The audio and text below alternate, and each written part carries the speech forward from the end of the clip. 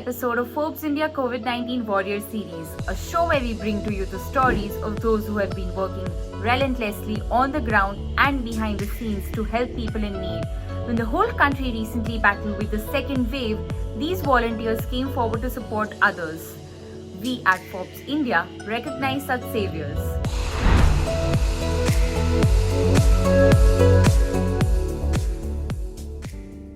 Today's episode is about a squad of 8 strangers from Ahmedabad who joined hands to support fellow citizens. In mid-April, when the country faced an acute crisis stretching the health infrastructure to the brink of a collapse, Team Sahai helped people by collecting and providing leads for oxygen beds, plasma, oxygen cylinders, ventilators, and so on. Most of the members used their reach on social media to amplify the messages. Take a look. During the second wave, sometime around mid-April, all of us, we were on our social media handles and scrolling through social media like we do every day.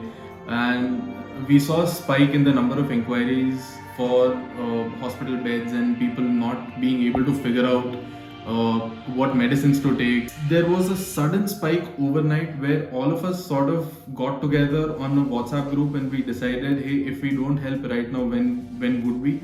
And I think that is one day that changed everything for all of us. Everyone who is currently a part of Team Sahai back then in their individual capacities started gathering such data and amplifying it. We made a Google Drive, we made a sheet which was constantly being updated by I think 20 odd people and is currently still being updated, where all the resources that we were sharing were being verified and updated daily, because whatever resources we were uploading got exhausted within minutes. The first request for help from a rural area came in the first week of May.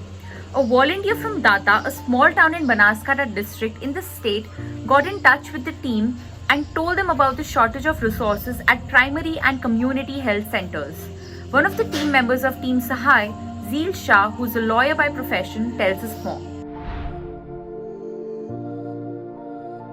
So this is the time when entire India was struggling to get COVID resources. When we got a call from this taluka in Banaskantha area, we were surprised when we got to know that they are running out of basic COVID resources like N95 masks, surgical masks, oxygen concentrators, etc. So what we did is we decided that we should raise a fund on Mela. We raised a fund for taluka like Data, Khed Brahma, which is in North Gujarat. The team managed to raise over 10 lakh rupees, and with the help of other non-profit organizations like Yuva Unstoppable and Breathe India, they delivered medical supplies like oxygen concentrators, multi-para monitors, oximeters, nebulizer masks, cover to keep bodies in rural Gujarat. So when we reached Data and when we could see that people are going to get help, we were actually very happy and we were very satisfied with whatever we did. So on our first visit, we realized that people in the rural Gujarat, they don't want to go to the hospitals. So there are many volunteers, there are many organizations, government, they try to reach to the people and they try that they should go, if they have fever or they have cold, they should go to the hospital and they should start with the treatment. So what we did was just to help government and different organizations, PHC, CHCs. We just provided what they were in need of. So that was our first visit. When we were coming back from Data, we stopped at Khed Brahma and we realized that Khed Brahma Civil Hospital and Khed Brahma General Hospital, they are having overwhelming amount of people. So there were more patients and there were less resources. And on our second visit, we could give 5 oxygen concentrators, N95 masks, monitors, different medical equipments which were necessary for the general hospital to treat COVID patients. I remember this moment when the medical superintendent, he told me that these equipments are going to help a lot of people, a lot of patients who are right now already there or who may come in third wave of COVID. Team Sahai worked around the clock to cater to other challenges too. When Cyclone Taukte hit Gujarat, a lot of destitute families in Ahmedabad suffered and starved, the team organized lunch and dinner for 2 weeks. Devarshi Shah, one of the team members of Sahai and an actor and writer by profession, tells us more.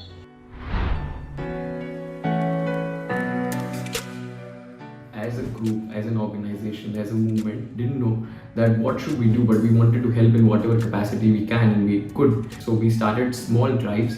We used to do food distribution drives in different sections of cyclone hit areas in Ahmedabad. Like people who are staying, who have no roof, they are staying by the road in small jhuppadis, and we tried to help them with whatever we could. We started with food, we started with some clothes, we started with some fluids, we even tried distributing mangoes wherever we could, and then many wonderful people from Ahmedabad who are big restaurant owners, they joined in and they tried to help in the service by providing meals for a day or two, an evening meal, a morning meal, and we as volunteers, along with a group of another volunteers, we tried to make it reach to as many people as we could. So the food distribution drive went on for almost 10 to 14 days and we were constantly at it. The team also decided to start a ration kit drive for families whose members had lost jobs and for migrant workers who were stuck in the city with no employment. So we try to provide them with a kit which I think lasts for a family for a week. We got in touch with a provision store owner and he tried to give us the best deals, and we assembled a complete package of kit where it had everything what a basic family of 4 could feed on for a week. Apart from the ration kit project, we had a lot of vendors, as I mentioned earlier. People used to try to feed one evening. They used to give 150 small boxes of khichdis and 200 boxes of small dal khichdis, and we tried to distribute it wherever we could or where they would want. And sometimes any anonymous donor would call up, listen, I want to feed someone today, and 200 khichdis from my side, and we used to take the order and try to give it to people they wanted to.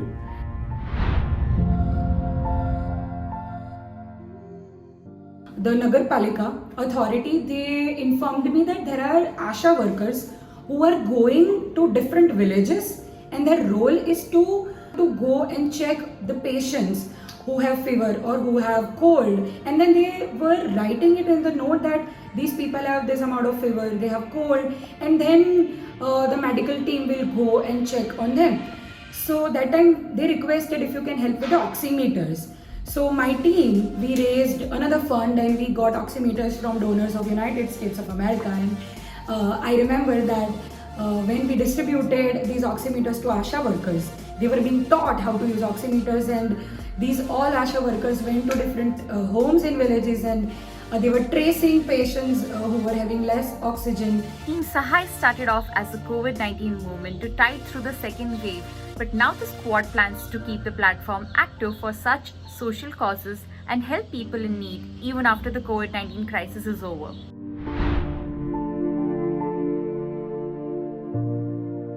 Food distribution drive is something that is going to happen all around here, and we would try to commit to it so diligently that whenever any of us can or go out of the way and help in such a way, we would keep this happening at very regular intervals. I think what was born out of a crisis during the second wave of COVID is now going to continue being a force that helps people no matter where the help is needed. That's where we are right now, because we understand that it doesn't end here, and this probably is where us as a team has started something which I don't think can ever be stopped.